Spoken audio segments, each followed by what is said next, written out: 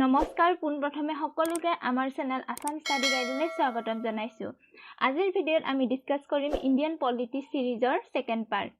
আজিৰ ভিডিঅ'ত আমি ভাৰতৰ সংবিধানৰ প্ৰিএম্বল বা প্ৰস্তাৱনাৰ বিষয়ে ডিসকাস কৰিম।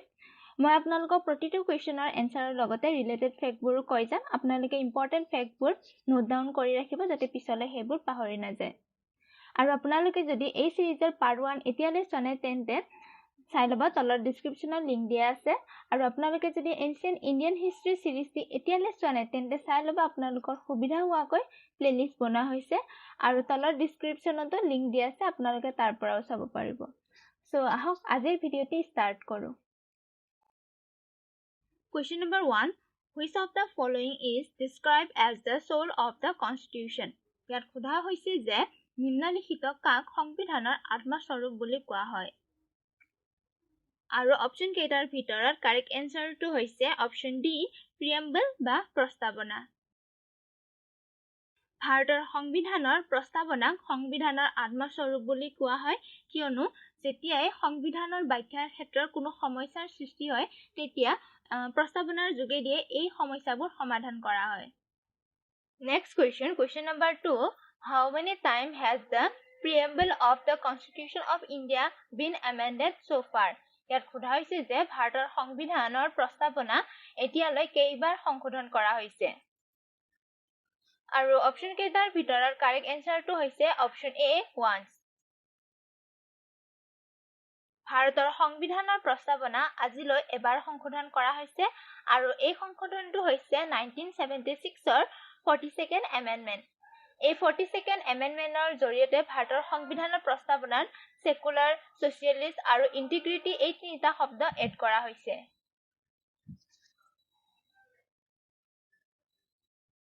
Next question number 3, the doctrine of basic structure was evolved in which of the given case? ইয়াত সোধা হৈছে যে বেসিক স্ট্ৰাকচাৰ নামৰ মতবাদটি নিম্নলিখিত কোনটো কেছৰ পৰা ইভলভ হৈছে।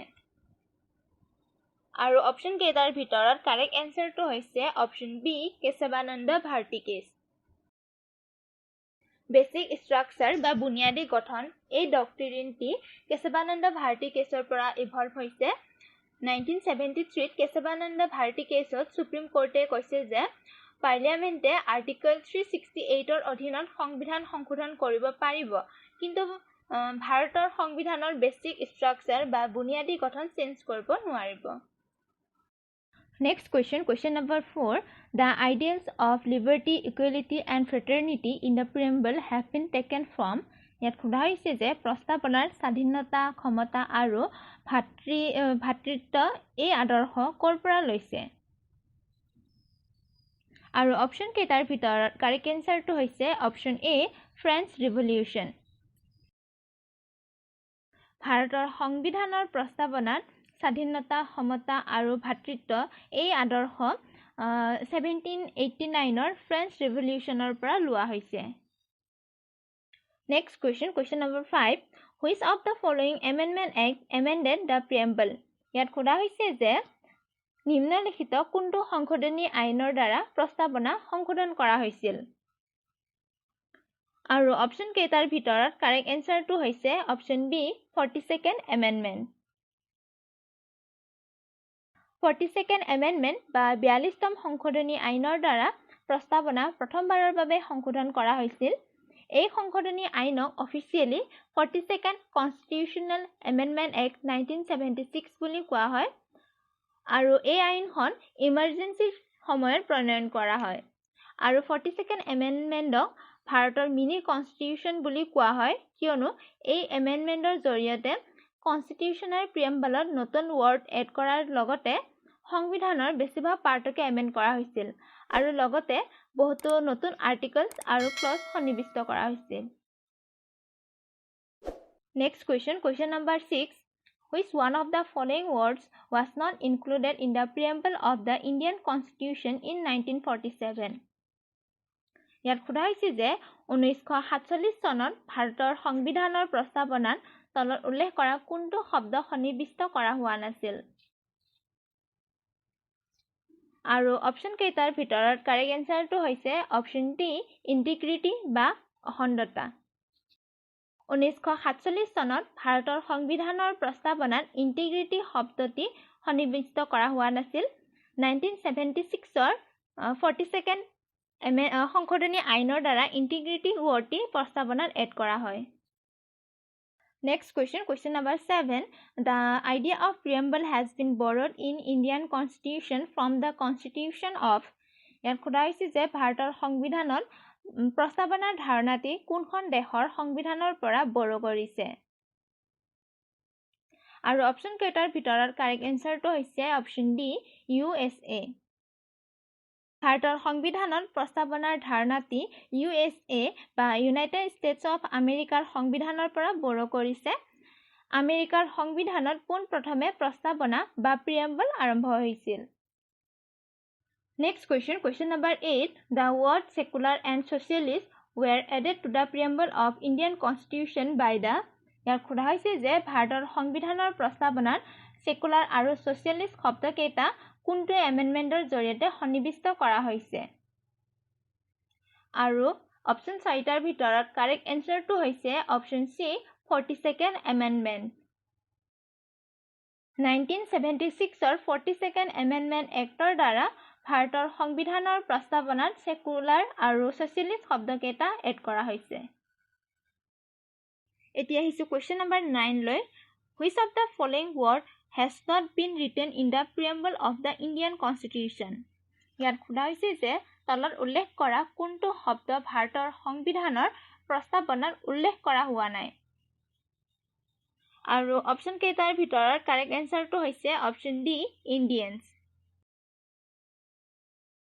ভাৰতৰ সংবিধানৰ প্ৰস্তাৱনাত ইণ্ডিয়ানছ শব্দটি উল্লেখ কৰা হোৱা নাই এতিয়া হিসু question number 10 লৈ who among the following said that the preamble of the Indian Constitution is the keynote of the Constitution ইয়াৰ খুদিছে যে নিম্নলিখিত কোনে ভাৰতৰ সংবিধানৰ প্ৰস্তাৱনা সংবিধানৰ মূল বক্তব্য বুলি কৈছে আৰু অপচন কেইটাৰ ভিতৰত কাৰেক্ট এনসাৰটো হৈছে অপচন এ আৰ্নেষ্ট বাৰ্কাৰে ভাৰতৰ সংবিধানৰ প্ৰস্তাৱনা সংবিধানৰ মূল বক্তব্য বুলি কৈছে আৰ্নেষ্ট বাৰ্কাৰ এজন ইংলিছ পলিটিক্যাল সায়েন্টিস্ট আছিল আৰু আপোনালোকে যদি আমাৰ চেনেলটি এতিয়ালে সাবস্ক্ৰাইব কৰা নাই তেন্তে প্লিজ সাবস্ক্ৰাইব কৰিব আৰু লগতে আগলৈ এনে ধৰণৰ ভিডিঅৰ নোটিফিকেশন পাবলৈ হলে কাষত থকা বেল আইকনটো প্ৰেছ কৰিব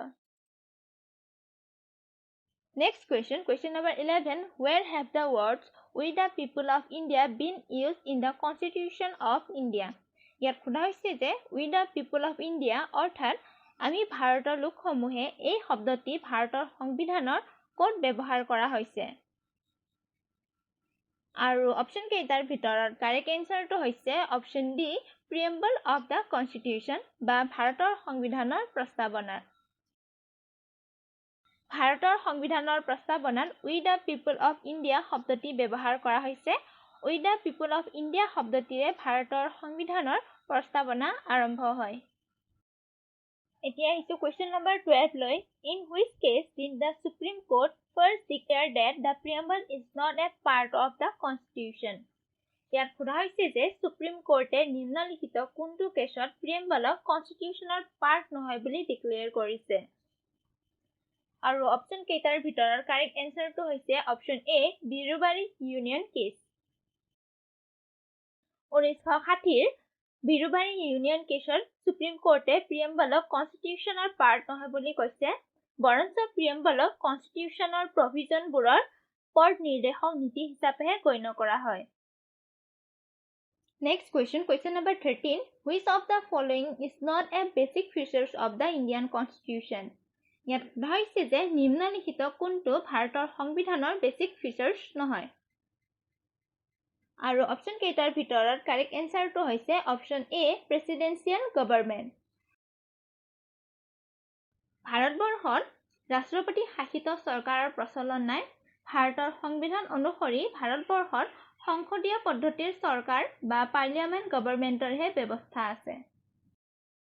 Next question number 14 Which of the following describe India as a secular state ইয়াত খোদা হৈছে যে নিম্নলিখিত কোনে ভাৰতবৰ্ষক এখন ধৰ্ম নিৰপেক্ষ ৰাষ্ট্ৰ বুলি আখ্যা দিছে আৰু অপশ্যন কেইটাৰ ভিতৰত কাৰেক্ট এনসাৰটো হৈছে option D preamble of the constitution সংবিধানৰ প্ৰস্তাৱনাত ভাৰতবৰ্ষক এখন ধৰ্ম নিৰপেক্ষ ৰাষ্ট্ৰ হিচাপে আখ্যা দিয়া হৈছে কিয়নো ভাৰতবৰ্ষত চৰকাৰে বা কনষ্টিটিউশ্যনে ধৰ্মৰ ভিত্তিত মানুহৰ মাজত বৈষম্যৰ সৃষ্টি নকৰে ভাৰতবৰ্ষত সকলো লোকে ধৰ্মীয় স্বাধীনতা ভোগ কৰিব পাৰে ভাৰতবৰ্ষৰ শিক্ষাই হওক বা চৰকাৰী সুযোগ সুবিধা সকলো ধৰ্মৰ লোকে সমানে ভোগ কৰিব পাৰে next question number 15 which of the following is not a part of the preamble of the Indian Constitution ইয়াত কোৱা হৈছে যে নিম্নলিখিত কোনটো ভাৰতৰ সংবিধানৰ প্ৰস্তাৱনাৰ পাৰ্ট নহয় আৰু অপশ্যন কেইটাৰ ভিতৰত কাৰেক্ট এনসাৰটো হৈছে অপশ্যন ডি ফেডাৰেলিজম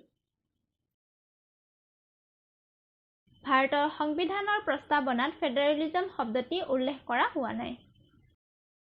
এতিয়া আহিছো question number 16 লৈ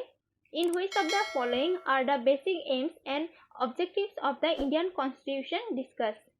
ইয়াত কোৱা হৈছে যে কোট ভাৰতৰ সংবিধানৰ বেসিক এইমছ আৰু অবজেক্টিভবোৰ ডিসকাস কৰা হৈছে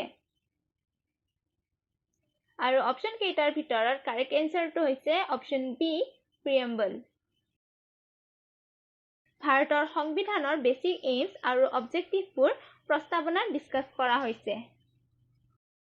এতিয়া আহিছো আজি একেবাৰে শেষৰটি question লৈ question number 17 which part of the Indian Constitution expressly declares that India is a sovereign socialist secular democratic republic ইয়াত কোৱা হৈছে যে ভাৰতৰ সংবিধানৰ কোনটো পাৰ্টে স্পষ্টভাৱে ভাৰতবৰ্ষক sovereign socialist secular democratic republic অৰ্থাৎ সাৰ্বভৌম সমাজবাদী ধৰ্মনিৰপেক্ষ গণতান্ত্ৰিক গণৰাজ্য বুলি ডিক্লেয়াৰ কৰিছে আৰু অপশ্যন কেইটাৰ ভিতৰত কাৰেক্ট এনসাৰটো হৈছে অপশ্যন সি প্ৰিএম্বল প্ৰিএম্বল বা প্ৰস্তাৱনাই ভাৰতবৰ্ষক সাৰ্বভৌম সমাজবাদী ধৰ্মনিৰপেক্ষ গণতান্ত্ৰিক গণৰাজ্য বুলি স্পষ্টভাৱে ডিক্লেয়াৰ কৰিছে সো আজিলৈ ইমানেই ভিডিঅ'টি চোৱাৰ বাবে সকলোকে ধন্যবাদ আপোনালোকৰ যদি আমাৰ চেনেলটিলৈ বা ভিডিঅ'বোৰলৈ কিবা পৰামৰ্শ থাকে তেন্তে প্লিজ কমেন্টত জনাব আৰু যদি ভিডিঅ'টি চাই উপকৃত হৈছে তেন্তে লগৰ বন্ধু বান্ধৱীবোৰকো শ্বেয়াৰ কৰিব আৰু লাইক কৰিব আৰু আমাৰ চেনেলটি সাবস্ক্ৰাইব কৰিবলৈ নাপাহৰিব আৰু লগতে এনে ধৰণৰ ভিডিঅ'ৰ নটিফিকেশন পাবলৈ হলে কাষত থকা বেল আইকনটো প্ৰেছ কৰিব সো আকৌ লগ পাম নেক্সট ভিডিঅ'ত তেতিয়ালৈ সকলোকে নমস্কাৰ বাই বাই